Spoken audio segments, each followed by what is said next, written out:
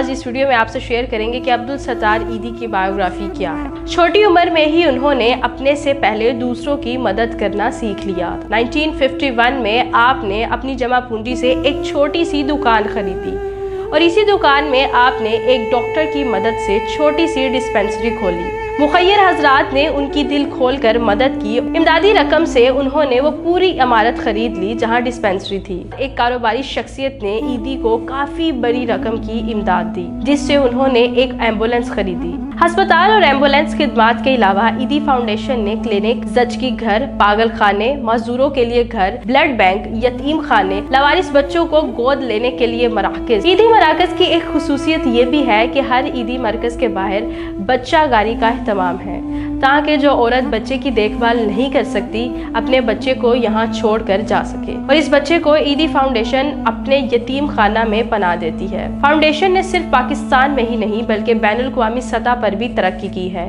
اسلامی دنیا میں ایدی فاؤنڈیشن ہر مصیبت اور مشکل وقت میں اہم مدد فراہم کرتی ہے۔ ناظرین، آج ہم لوگ بات کرنے جا رہے ہیں عبدالستار ایدی کی۔ جی ہاں، آج اس ویڈیو میں آپ سے شیئر کریں گے کہ عبدالستار ایدی کی بایوگرافی کیا ہے۔ عبدالستار ایدی 28 فروری 1928 میں بھارت کی ریاست گجرات کے شہر بانٹوا میں پیدا ہوئے۔ آپ کے والد کپڑے کے تاجر تھے جو متوسط طبقہ سے تعلق رکھتے تھے۔ وہ پیدائشی لیڈر تھے اور شروع سے ہی اپنے دوستوں کے چھوٹے چھوٹے کام اور کھیل تماشے کرنے پر حوصلہ افزائی کرتے تھے۔ جب ان کی ماں ان کو اسکول جاتے وقت 2 پیسے دیتی تھی تو وہ ان میں سے 1 پیسہ خرچ کر لیتے تھے اور 1 پیسہ کسی اور ضرورت مند کی ضرورت پوری کرنے کے لیے رکھتے تھے۔ 11 سال کی عمر میں انہوں نے اپنی ماں کی دیکھ بھال کا کام سنبھالا، جو شدید قسم کے ڈائبٹیز میں مبتلا تھیں۔ چھوٹی عمر میں ہی انہوں نے اپنے سے پہلے دوسروں کی مدد کرنا سیکھ لیا تھا، جو کہ آگے زندگی کے لیے کامیابی کی کنجی ثابت ہوا۔ تقسیم ہند کے بعد ان کا خاندان بھارت سے ہجرت کر کے پاکستان آیا اور کراچی میں آباد ہو گئے۔ 1951 میں آپ نے اپنی جمع پونجی سے ایک چھوٹی سی دکان خریدی اور اسی دکان میں آپ نے ایک ڈاکٹر کی مدد سے چھوٹی سی ڈسپنسری کھولی، جنہوں نے ان کو طبی امداد کی بنیادی باتیں سکھائیں۔ اس کے علاوہ آپ نے یہاں اپنے دوستوں کو تدریس کی طرف بھی راغب کیا۔ آپ نے سادہ طرز زندگی اپنایا اور ڈسپنسری کے سامنے بینچ پر ہی سو لیتے تھے تاکہ بوقت ضرورت فوری طور پر مدد کو پہنچ سکیں۔ 1957 میں کراچی میں بہت بڑے پیمانے پر فلو کی وبا پھیلی، جس پر ایدی نے فوری طور پر رد عمل دیا۔ انہوں نے شہر کے نواح میں خیمے لگوائے اور مفت مدافعتی ادوائیاں فراہم کیں۔ مخیر حضرات نے ان کی دل کھول کر مدد کی اور ان کے کاموں کو دیکھتے ہوئے پاکستانیوں نے بھی ان کی مدد کی۔ امدادی رقم سے انہوں نے وہ پوری عمارت خرید لی جہاں ڈسپنسری تھی اور وہاں ایک زچگی کے لیے سینٹر اور نرسوں کی تربیت کے لیے اسکول کھول دیا، اور یہیں سے ایدی فاؤنڈیشن کا آغاز تھا۔ آنے والے سالوں میں ایدی فاؤنڈیشن پاکستان کے باقی علاقوں تک بھی پھیلتی گئی۔ فلو کی وبا کے بعد ایک کاروباری شخصیت نے ایدی کو کافی بڑی رقم کی امداد دی، جس سے انہوں نے ایک ایمبولینس خریدی جس کو وہ خود چلاتے تھے۔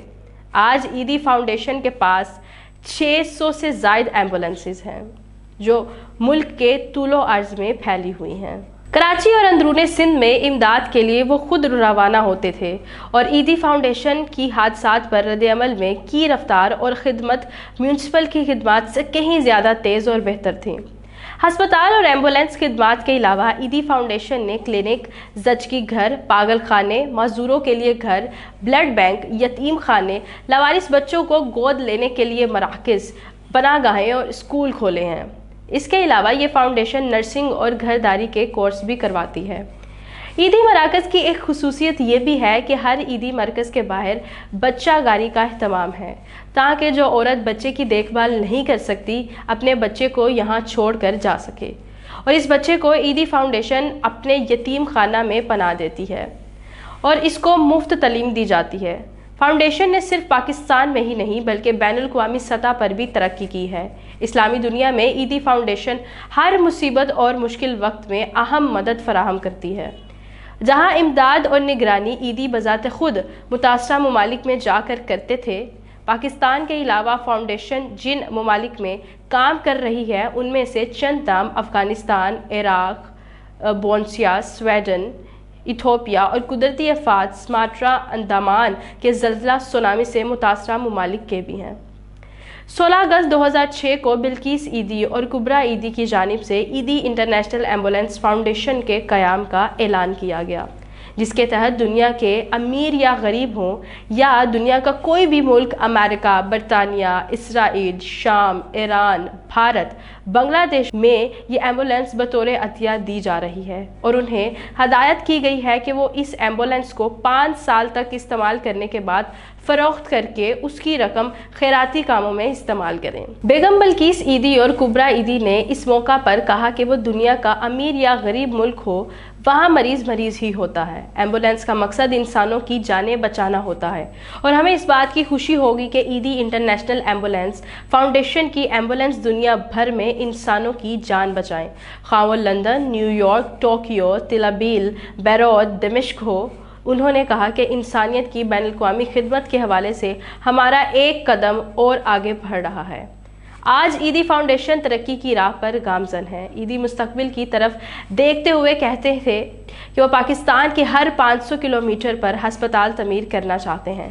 اگرچہ ان کو احترام کے طور پر مولانا کا لقب بھی دیا گیا ہے، لیکن وہ ذاتی طور پر اس لقب کو پسند نہیں کرتے۔ انہوں نے کبھی کسی مذہبی اسکول میں تعلیم حاصل نہیں کی۔ وہ اپنے آپ کو ڈاکٹر کہلوانا پسند کرتے تھے، کیونکہ انسانیت کی خدمت پر پاکستان میں انسٹیٹیوٹ آف بزنس ایڈمنسٹریشن سے ڈاکٹری کی اعزازی سند بھی انہیں دی گئی ہے۔ وہ اس بات کو بھی سخت ناپسند کرتے تھے کہ جب لوگ ان کی یا ان کے کام کی تعریف کرتے تھے، وہ حکومت یا سابقہ مذہبی جماعتوں سے امداد بھی نہیں لیتے تھے، کیونکہ وہ سمجھتے تھے کہ ان کی امداد مشروط ہوتے ہیں۔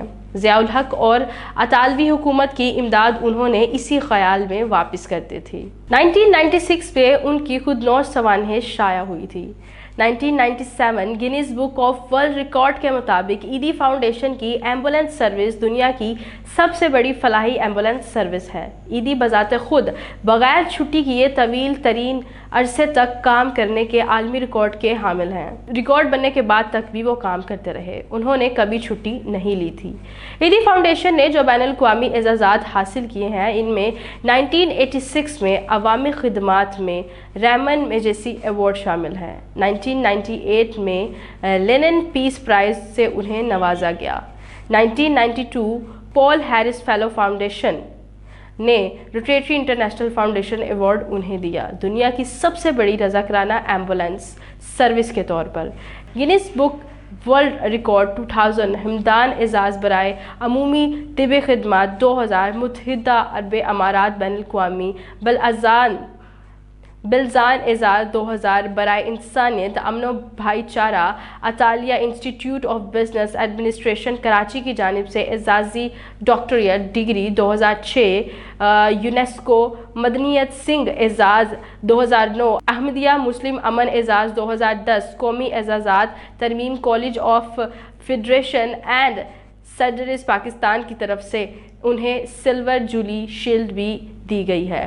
حکومت سندھ کی جانب سے سماجی خدمت برائے برصغیر کا اعزاز 1989 نشان امتیاز، حکومت پاکستان کا ایک اعلیٰ اعزاز 1989 میں حکومت پاکستان کے محکمہ صحت اور سماجی بہبود کی جانب سے بہترین خدمات کا اعزاز 1989 میں، پاکستان سوک سوسائٹی کی جانب سے پاکستان سیوک اعزاز 1992، پاک فوج کی جانب سے اعزاز شیلڈ، پاک اکیڈمی آف میڈیکل سائنسز کی جانب سے اعزاز خدمت، پاکستانی انسانی حقوق معاشرہ کی طرف سے انسانی حقوق اعزاز 26 مارچ 2005، عالمی میمن تنظیم کی جانب سے لائف ٹائم اچیومنٹ جولائی 2016 کو ان سارے اعزازات سے انہیں نوازا گیا تھا، اور بدقسمتی سے تقریباً رات 11 بجے وہ گردوں کے کام چھوڑ جانے کے باعث 88 ایئرز یعنی 88 سال کی عمر میں انتقال کر گئے۔